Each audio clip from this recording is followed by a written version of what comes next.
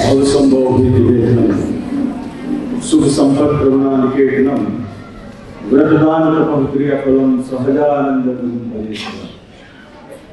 सर्वदायी सर्वोपरिष्ठ देव भगवान श्री स्वामीनारायण ઓસ્ટ્રેલિયામાં સિડની ખાતે આથી 7 વર્ષ પૂર્વ આપણા શ્રી સ્વામિનારાયણ મંદિર વડતાલ ધામ સિડનીમાં વિરાજમાન આપણા સૌના પ્રાણાધાર શ્રી ઘનશ્યામ મહારાજ, શ્રી રાધાકૃષ્ણદેવ, શ્રી લક્ષ્મીનારાયણ દેવ અને છેલ્લા 2 દિવસથી આપ સર્વ ભક્તજનોને ઘર સભાના માધ્યમથી જેઓ શ્રી મૂળ સંપ્રદાયની વિશેષપણે નિષ્ઠા આપ સૌમાં કરાવી રહ્યા છે એવા આપણા વડતાલ દેશના સુપ્રસિદ્ધ વક્તા મહોદય વિદ્વાન સ્વામી શ્રી નિત્યસ્વરૂપદાસજી સ્વામી ખાસ કરીને અમારો પ્રવાસ આ વખતે મેલબોર્ન ખાતે જે જૂનાગઢ ધામ મંદિરનું નિર્માણ થયું છે એની મૂર્તિ પ્રતિષ્ઠાના અવસરે આવ્યા છીએ, એ પણ ખાસ કરીને વસંત પંચમીના પર્વ ઉપર. ત્યારે અમારી સાથે પ્રવાસમાં વધારેલા વડતાલ મંદિરના મુખ્ય કોઠારી સ્વામી શ્રી દેવપ્રકાશદાસજી સ્વામી, ધોલેરા મંદિરના મહંત પધાર્યા છે અમારી સાથે હરિકેશવ સ્વામીજી, કરાળી મંદિરના મહંત છે શ્રી પ્રભુચરણ સ્વામી અને ખાસ કરીને સ્વામીજીના મંડળના અગ્રણી ઘણા સંતો અહીંયા ઉપસ્થિત છે. શ્રી આનંદ સ્વામી હોય, બાલમુકુંદ સ્વામી છે, અમૃત સ્વામી છે, પ્રતિપાવન સ્વામી છે, આદિ એમના મંડળના તમામ બધા અલગ અલગ મંદિરોના પ્રતિનિધિના સ્વરૂપમાં પધાર્યા છે. ત્યારે તમામ ઉપસ્થિત આદરણીય સંતો અમારી સાથે વડતાલ લક્ષ્મીનારાયણની પૂજા કરતા એવા બ્રહ્મચારી હરિસ્વરૂપાનંદજીઓ પધાર્યા છે અને ખાસ આ ઘર સભાના યજમાન આપણી મંદિરની કમિટીના આગેવાન ભક્તો, એ પછી દીપકભાઈ હોય, વત્સલભાઈ હોય કે પછી કુણાલ હોય, આમ તો આપણા મંદિરના પ્રમુખ તેજસભાઈ અને નિલેશભાઈ બધા અત્યારે દેશમાં છે એ બધાને મળ્યા હતા. એની સાથોસાથ આપણે જે નવું મંદિર કરવા જઈ રહ્યા છે એના પ્રોજેક્ટનું કાર્યભાર જેને સંભાળ્યું છે અસીકે હોય, અંકિત હોય, ઘણા બધા ભક્તોએ જોઈ રહ્યો છું, ભાઈ સવાણી રામાણી હોય. ત્યારે ઉપસ્થિત આપ સૌ ભક્તો, આપ સૌને અમારા ભાવથી જય સ્વામિનારાયણ. સમય બાબતથી બહુ વખાણ થઈ ગયા છે, ટાઈમે આવે છે તો ટાઈમે પૂરું કરવું પણ આપણી જવાબદારીમાં આવે છે. તો બસ બહુ આનંદ થયો છે. કરતો નથી કરતો આ સંસારમાં જે કંઈ ઘટના બને છે પરમેશ્વરની કૃપાથી થાય છે. તો એ ન્યાય આજે પોષ વદી ચતુર્દશી વિક્રમ સંવત 2082 નો દિવસ મારા દીવજી હશે એ મારા ગાદી પટ્ટાભિષેક થયાનો દિવસ અને એનો 23 વર્ષ પૂર્ણ થતા હોય 24 ની શરૂઆત થતી હોય એ પણ સિદ્ધિથી થાય એ મહારાજ નિર્માણ કર્યું છે. તો આજે પોષની ચતુર્દશીની વચનામૃત છે, સુર આ જ પ્રમાણેનો છે. પ્રથમ તો 37 વચનામૃત છે. એમાં શ્રી મહારાજને જેને ભગવાન અને ભગવાનના ભક્તને વિશે સાકારપણાની દ્રઢ નિષ્ઠા હોય, સાકારપણાની દ્રઢ પ્રતિતિ હોય, ગમે તેવા ગ્રંથ સાંભળે, ગમે તેવા, પણ એની નિષ્ઠામાં ક્યારે ફેરફાર થાય નહીં.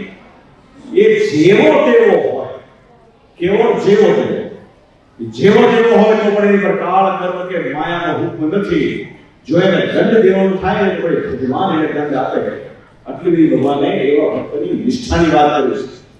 એ સિવાય જો ગમે તો વિદ્વાન હોય, વૈરાગ્યવાન હોય, પણ એનામાં એવી દ્રઢ નિષ્ઠા ના હોય તો ભગવાનની અમારા અંતરનો ભાવ રહે નહીં. માટે નિષ્ઠા બહુ જરૂરી છે. બીજું કે આ સમગ્ર જગતના કરતા હતા એકમાત્ર ભગવાન છે. ભગવાનની મરજી વગર સૂકું પાંદડું પણ ફરવા સમર્થ નથી. એવી દ્રઢ પ્રતિતિ, એવી ભાવના ભક્તે રાખવી જોઈએ. આવું જ્યારે ભક્ત કરે છે ત્યારે ભગવાનની ખૂબ કૃપા થાય છે. એના વિશે ખૂબ વિશેષ વાતો કરી છે. બાકી આધુનિક જગતમાં ઘણા તરહના શાસ્ત્રો, જાતના શાસ્ત્રો, ગ્રંથો વાંચે અથવા તો શ્રીજી મહારાજે કલ્યાણ માટેના જે ગ્રંથો રચાયેલા હોય એમાં પોતાનું દાપણ લાવી, પોતાના સ્વાર્થે એમાં નાના મોટા ફેરફારો કરી અને જે જગતમાં પ્રવર્તે છે ને શ્રીજી મહારાજ કે એને નાસ્તિક કરતા મૂળ જાણો.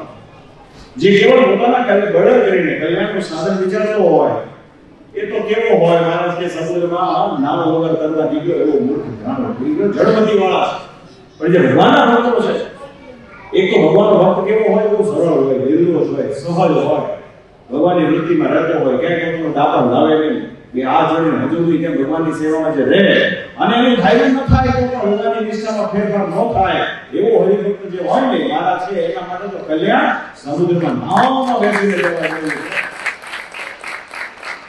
તો આ બધા વચનામૃત તો સાર એવો છે કે ભગવાનના ભક્તે જ્યારે આપણે ત્રણ આશ્રય ભગવાનનો નક્કી કર્યો, આપણે પંચ વર્તમાન લીધા, એમપી કરી અને આપણે જ્યારે ભગવાન આશ્રિત થયા છીએ, તો અમને નથી લાગતું કે સંસારમાં કોઈ પણ જીવ એવો હોય કે જે એમ માનતો હોય તો ભગવાન કરતા પણ વધારે બુદ્ધિશાળી છે, એવો તો કોઈ હોય નહીં. પણ છતાંય કળિયુગ છે, અફતર ડાયરાની કોઈ કમી હોતી નથી. કાળા માતાનો માણસ લાંબો સમય સુધી કોઈને નેતૃત્વ નીચે રહેવા ટેવાયેલો નથી. સંસારનો ઇતિહાસ છે. કોઈ પણ ધર્મ દ્રષ્ટિ કરો, માટે આપણા સંપ્રદાયમાં પણ કાળાંતરે લોકો દાખલ કરતા હોય છે. જોવા જેવી ભૂમિ છે કે આ શિક્ષા પટેલનું 20 દિવસ ચાલે છે, મોસ્ટ ઇમ્પોર્ટન્ટ. અને એવા સમયમાં પણ એવા ઘણા આપણામાં રહેલા હોય, બહાર રહેલા હોય, એ શ્રીજી મહારાજના વચનોમાં ફેરફાર કરી અને પોતાનું તંત્ર ચાલુ કરવા માંગતા હોય, એ બધા કેવા છે? એ કળિયુગના જીવો છે. ન તો એનું કલ્યાણ કરવા સંભવ છે કે ન તો એના માધ્યમથી અન્યનું સર્જવા સંભવ નથી. માટે ભગવાનના ભક્તે બહુ બુદ્ધિપૂર્વક રીતે આમાં આગળ વધવું અને પોતાનું દાખલ કર્યા વગર ચાલવું, આ બધા શાસ્ત્રનો સાર છે. આ તો થઈ ગઈ વાત. હવે વાત આવી સિડનીની. 2018માં આપણું મંદિર થયું, બહુ ઊંચા સાધનો, બહુ ઓછો સમુદાય. પણ સ્વામી શ્રી ધર્મજીવનદાસજી સ્વામી હોય, આપણો વડતાલનો જે તે સમયનો ટેમ્પલ બોર્ડ, વર્તમાન ટેમ્પલ બોર્ડ, એના ચેરમેન કોઠારી, સત્સંગ પ્રમુખ, બધા વડીલ સંતોએ આમાં ખૂબ સારો પુરુષાર્થ કર્યો છે. રામકૃષ્ણ સ્વામીજી હોય કે નીલકંઠ સ્વામીજી હોય કે અરવિંદેશ્વર સ્વામીજી હોય, એના પુરુષાર્થના ભાગરૂપે આપણું મંદિર થયું. આજે લગભગ 7 વર્ષ એના પૂરા થયા છે. પણ 2 કે 3 વર્ષ પહેલા જ્યારે સમુદાય વધ્યો, ભક્તોની ભાવના પણ વધી, ત્યારે આપણને એમ લાગ્યું કે ભગવાનની કૃપા થાય એટલે સારા સ્થાનને વિશે આપણું ભવ્ય મંદિર નિર્માણ થાય. જેમ કે વડતાલ ધામનું જે નામ છે, એવું નામનું ગૌરવ વધે, એવું સિડની ખાતે મંદિર નિર્માણ થાય, એવા ભાગરૂપે આપણે વડતાલ છીએ. વિચાર કર્યો, એમાં તો બધા શું જાણો છો, જગ્યાનો સંકલ્પ કર્યો, જગ્યા જોઈ, જગ્યા કઈ હાથમાંથી, પણ ભક્તો લાગેલા રહ્યા. અને જે નિષ્ઠાપૂર્વક લાગેલા હોય ને, એને લક્ષ્મીનારાયણ દેવ એના પૂર્ણ સહાય કરે અને જગ્યા આપણી પાસે આવે. હવે અહીંના રૂલ્સ રેગ્યુલેશન્સ પ્રમાણે બહુ કઠણ હોય છે. નિમેશભાઈ બેઠા છે, જાણકાર લોકો બેઠા છે. એક સામાન્ય પરમિશન લાવવા માટે પણ મુશ્કેલી થાય, પણ જે રીતે અહીંના રિવર્સના સાંસદે એમાં બહુ સરસ એમપી વાત કરી અને જે રીતે કાઉન્સિલર પણ આપણને પોઝિટિવ રિસ્પોન્સ આપ્યો છે. આપણે ભગવાનને એવી પ્રાર્થના કરીએ કે આગામી સમયની અંદર તમામ પ્રક્રિયાઓ પૂર્ણ થાય અને સૃષ્ટિ ખાતે ભવ્ય શિખર પદ મંદિર વડતાલ ધામ થાય. અને એમાં આપણે હોલની અંદર પ્રતિષ્ઠાના મહોત્સવમાં આપણે બધા ભાગ લઈએ એવી આજના શુભ દિને મહારાજના ચરણમાં પ્રાર્થના છે. 23 વર્ષ થયા, અમે તો બહુ વિશેષ ન તો કોઈ દિવસ કાંઈ જોયું છે, ન તો પાછળ વળીને ત્યારે જોયું છે. અમે એવું માનીએ છીએ કે પરમાત્માની બહુ મોટી કૃપા, સંતોનો ખૂબ અમારી પ્રત્યેનો ભાવ અને તમારા સૌના પ્રેમને લઈને આજે 23 વર્ષથી અમે ચાલીએ છીએ. ભાવ છે ઓપોર્ચ્યુનિટી આપણે મળી હોય તો આ ઓપોર્ચ્યુનિટીનો આપણે સદુપયોગ કરવો જોઈએ. એના ભાગરૂપે આવ્યા છે. અને સિડનીવાળા બધા બહુ ભાગશાળી છો, બહુ ગર્વ છો. અને સાત્વિક દ્વારા આજે અમે સવારે મંદિર ગયા હતા, એટલે ગરોડકર સ્વામી અને અવતારક સ્વામી સાથે બધી વાત કરી, ત્યારે મને મનમાં વિચાર આવ્યો, વિદેશમાં મંદિર કરવા આમ બહુ સહેલા હોય છે, પણ એને ચલાવવા માટે જે સંતોની પ્રાપ્તિ થાય એ મહાદુર્લભ હોય છે. સિડની વાળા ખાલી ગયા છો સ્વામીજી પાસે એક મોટું મંડળ છે. સાચું સ્વામી? એટલે બે હાલી ગયા વડતાલ. આ વડતાલ એવું નથી ખબર છે. હવે બહુ કઠણ હોય, હવે વિશેષ નથી હોય એમાં, પણ એમાં સામે તમને મળી જાય સંતો તો સમજવાનું તમારું બહુ મોટું ભાગ્ય છે. જવાબદારી આપણે લેવી પડે. શું જવાબદારી લેવી પડે? તો જે સંતો કાર્યરત હોય ને એને આપણે સંપૂર્ણપણે સહકાર આપવો પડે અને એ સંતો જે કરતા હોય એને આપણે ભણવું પડે. મને સવારે બહુ સરસ વાત કરી કે સ્ટુડન્ટ્સ માટે ખાલી ડોલરની અંદર આપણે ટિફિનની સગવડતા પાડીએ છીએ, એની સાથે સાથે બીજા કોઈ માટે. અને મને વાત કરી શિવરાત્રી હોય, જન્માષ્ટમી હોય, સારા દિવસો હોય, આપણા સત્સંગીઓ તો આવે, પણ જે હિન્દુ સનાતન ધર્મના જે માનનારા ભક્તો હોય ને એ પણ મોટી મોટી લાઈનો લગાડે અને શિવજીની આગળ ચડાવે. આ આપણી સફળતાનું મુખ્ય પ્રતીક છે. તેની ખૂબ ખૂબ પ્રસન્નતા વ્યક્ત કરું છું, તમને શુભકામના આપું છું. ભગવાનને પ્રાર્થના કરું કે તમારું બળ દિન પ્રતિદિન બહુ વધે. આપણે ખાસ કરીને બાળકોમાં, બહેનો વિભાગની અંદર જે રીતે બધા આપ સૌ લાગેલા છો, બહુ મોટી વસ્તુ છે. હવે આમાં જે આપણે નવું મંદિર કરવા જઈએ છીએ તો નવું મંદિર તો ત્યારે જ સારી રીતે સંપન્ન થશે કે એક સૂત્ર સમજી રાખવું પડશે. આમાં આપણે બધાએ પરસ્પર એકબીજાને સાથ સહકાર આપતા થકા અને એકબીજાને વિશે ભાવ ધરાવતા થકા અને સામાવાળાના ગુણ ગ્રહણ કરતા થકા અને આપણા અવગુણ તપાસ કરતા થકા સત્સંગમાં આગળ વધશું થશે. નહીં તો વિદેશની ધરતી પર અલગ ક્રાંતિ ભેગા થયા હોય એટલે સ્વાભાવિક છે કે થોડું એવું થાય. પણ જેમ એક સરસ મજાનો બુકે હોય એમાં ડિફરન્ટ કલર અને ફ્લાવર શેપના અને સ્મેલના ફ્લાવર્સ જ્યારે ઉત્પન્ન થાય ને ત્યારે ગુલદસ્તો તૈયાર થાય. એમ સિડનીનો સત્સંગ એવો અને એવો અકબંધ રહે એને કારણે વડતાલનો સત્સંગ બહુ દિવ્ય છે. એક આપણે ભલામણ છે. હવે છેલ્લે આવ્યા છીએ બધા કેવા આવ્યા છીએ ઉત્સવ આવે છે બનો મદન મોહન મહારાજ મંદિરનો વિરાજમાન છે. એ તો કઈ બોલવાના છે. હમણાં ગુરુનો ઉત્સવ હોય તો ગુરુ અને ગુરુના શિષ્ય બોલવાના, બરોબર ને? અમારા ગુરુ સંકલ્પ કર્યો છે આમ છે તેમ છે બરાબર એવડો ચોટી પડે એટલી બધી હદે એટલે પછી અમને વિચાર્યો મદન મોહનજી તો બોલવા નહીં તો મદન મોહનજીના પ્રતિનિધિ તરીકે અમે છીએ. બીજા પ્રતિનિધિ કોઠારી છે, બીજા પ્રતિનિધિ વડતાલ ગામના આપણા મુખ્ય કોઠારી છે. તો મદન મોહનજી મહારાજ વતી on behalf of Madan Mohanji Maharaj અમે પર્સનલ તમને આમંત્રણ દેવા આવ્યા છીએ.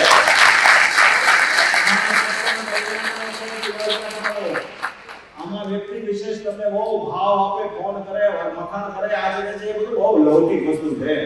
એની બહુ વેલ્યુ નથી.